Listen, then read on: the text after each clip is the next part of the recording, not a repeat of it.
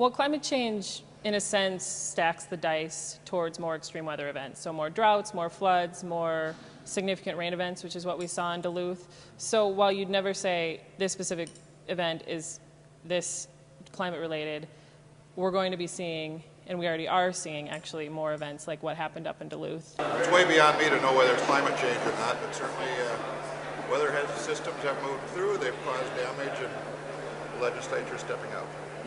I personally believe that they are related to global warming.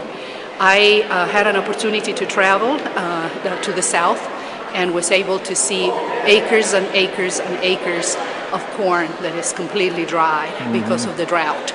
So there is a lot of tragic events happening right now in the entire country, including our state, and I think this is an issue that we will have to review during session this year, for sure. I don't think there's any question that climate change is real. I think that debate is over, should be over, and I think for the vast majority of Americans and Minnesotans, they understand that it's real. We just had a 500-year rain event, and unfortunately, we're seeing that 500-year and 1,000-year rain events are becoming all the more common, and that's not by accident. You know, there's science behind that, and so, you know, as policymakers, I think we have to both come to terms with dealing with the severity of these storms and the after effects of global warming, but also take on our responsibility to address this problem, to reduce our carbon emissions, to take a leadership role in demonstrating how we can support efficient buildings and reduce our energy consumption as a nation and within our economy. So, you know, it's going to be a long process. It's going to take a long-term commitment.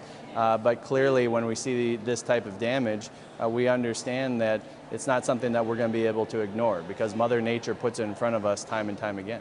I plan to be talking about it. I think it's the first job today at the legislature is to make sure that the people in Duluth and the surrounding communities get the help they need to rebuild after what was obviously a huge catastrophe. But I think it's important for us as legislators to recognize the climate reality within which we live and within which we operate. And frankly, you know, the more special sessions we have with flood relief or drought relief or disaster relief, it's long-term very expensive for the state. And so I do plan on bringing it up, but I think obviously today that the focus needs to be on making sure the people of Duluth and the surrounding communities have what they need to rebuild. Making investments, for example, you know, we have an inefficient coal-fired steam plant, and it's my vision to turn that into a biomass-fired hot water system, much more efficient, and making those sort of long-term investments that have great benefit to business owners and residents in our area, and in the long term reduce costs, but more importantly, it reduces our carbon emissions, and it's a more sustainable way to have a community survive, you know, especially cold weather communities. If we don't address these issues, if we don't address our energy consumption, it's going to be very difficult for us to survive with peak oil and with the restrictions that are likely to come on the use of coal and other fossil fuels.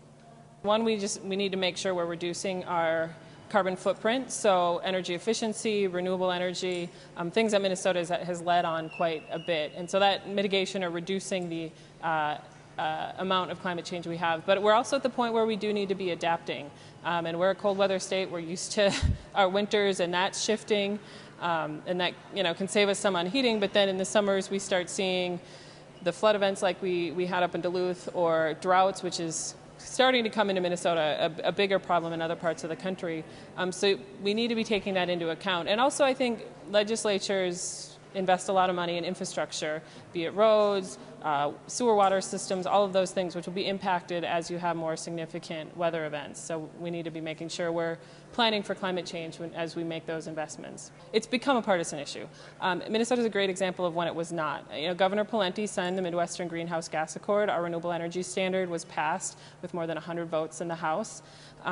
We have really aggressive climate greenhouse gas emissions reduction goals, which were passed in a bipartisan way. And so in 2007, 2008, Minnesota was leading, and it was leading with both parties, you know, putting their shoulder to the grindstone and making it work.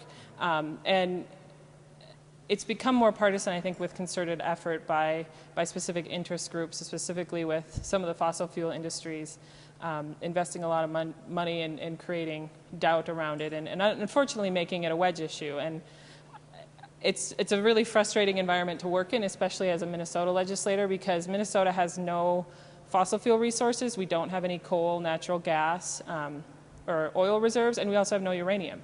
So when we buy any of those, quote, traditional sources of energy, we have to send our money out of state. Whereas we do have a lot of solar, we do have a lot of wind, we do have a lot of biomass potential. So when we invest in those technologies, we're investing in the economy and the people of our state. And I think that's a big win for the people of Minnesota.